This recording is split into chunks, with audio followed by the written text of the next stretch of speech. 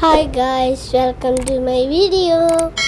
എല്ലാ വർഷത്തെ പോലെ ഞങ്ങളുടെ അമ്പലത്തിൽ പരിപാടി നടക്കുന്നുണ്ട്.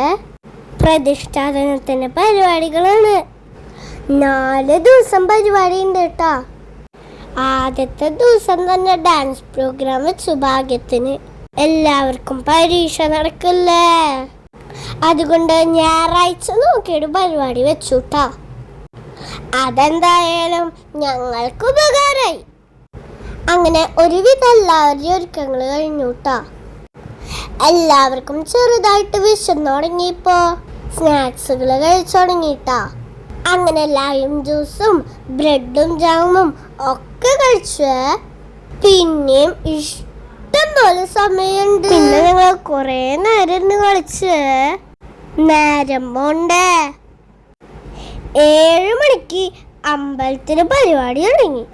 ഡാൻസും മോണക്റ്റും ഒക്കെ ഉണ്ടായിരുന്നു കേട്ടോ.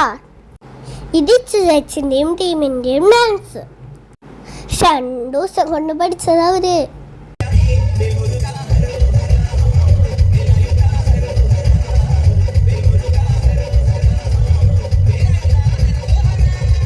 വേറെയും ഡാൻസ് ക്ലാസ്സിന്റെ പരിപാടികൾ ഉണ്ടായിരുന്നേ. പിന്നെ അമ്മമാരുടെ തിരുവാതിരയും ഉണ്ടായിരുന്നു. ഈ പരിപാടിയുടെ ഞാൻ അംഗൻവാടിയിലുള്ള പാർവണനെ കണ്ടു. അവിടെ വെച്ച് ഞങ്ങളെ നല്ല കൂട്ടുകാരായിരുന്നേ. പിന്നെ ഞാൻ അവളെ ഇപ്പോഴാ കണ്ണ്. അങ്ങനെ ഏറ്റവും അവസാനം ഞങ്ങളുടെ ഡാൻസ് ക്ലാസ്സിന്റെ പരിപാടി തുടങ്ങി.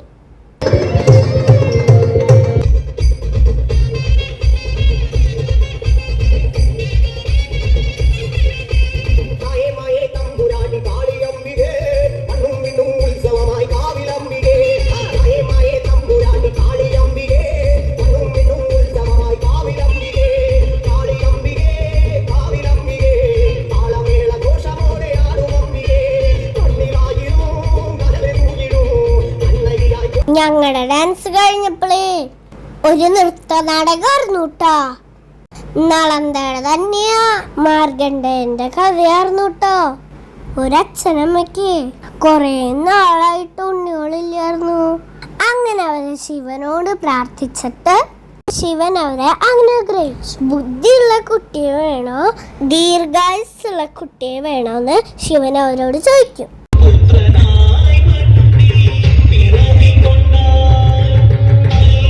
അങ്ങനെ ഒരു ബുദ്ധിയുള്ള കുട്ടിയെ മതി എന്ന് പറയൂട്ടാ.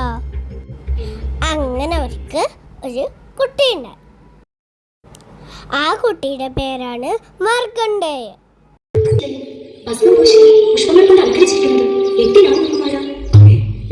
അങ്ങനെ അവന്റെ ആയുസ് കഴിയാറായ സമയമായപ്പോഴേ അച്ഛനമ്മയ്ക്കും ഭയങ്കര സങ്കടമായിട്ടാ. കരഞ്ഞു വയ്യാണ്ടായി. അങ്ങനെ കാലൻ മാർഗണ്ഡേയനെ കൊണ്ടുപോകാനായിട്ട് വന്നുട്ടാ.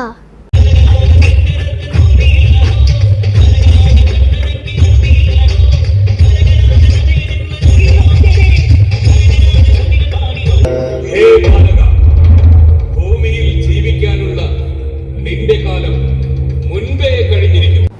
പക്ഷെ മാർഗണ്ഡേയന് പേടിയൊന്നും ഉണ്ടായിരുന്നില്ല കേട്ടോ. അവനെ ശിവൻ രക്ഷിക്കുന്നവരെ അറിയായിരുന്നു.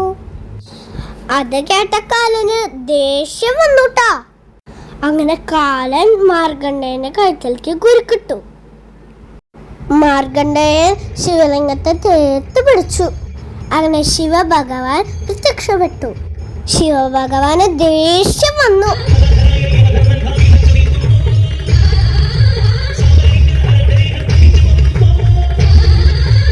ഞാനിതൊക്കെ കുറച്ച് ഫാസ്റ്റ് ആക്കണുണ്ട്. ശരിക്കും ഇവരൊക്കെ സ്ലോവിലാണ് കളിക്കണത്. പക്ഷെ അങ്ങനെ തന്നെ യൂട്യൂബിൽ ഇടാൻ പറ്റില്ലല്ലോ, കോപ്പിറൈറ്റ് കിട്ടില്ലേ. അതാട്ടങ്ങനെ ചെയ്യണേ. അപ്പൊ ഞാൻ പറഞ്ഞ കാര്യത്തിന് വിട്ടുപോയി. അങ്ങനെ ശിവഭഗവാന് ദേഷ്യം വന്ന് കാലനെ കൊന്നു. അങ്ങനെ ഇതോടുകൂടി ഞങ്ങളുടെ എല്ലാ പരിപാടിയും കഴിഞ്ഞു. അപ്പൊ വീഡിയോ ഇഷ്ടമായാൽ ലൈക്ക് ചെയ്യണം, ഷെയർ ചെയ്യണം, സബ്സ്ക്രൈബ് ചെയ്യണം. ടാറ്റാ.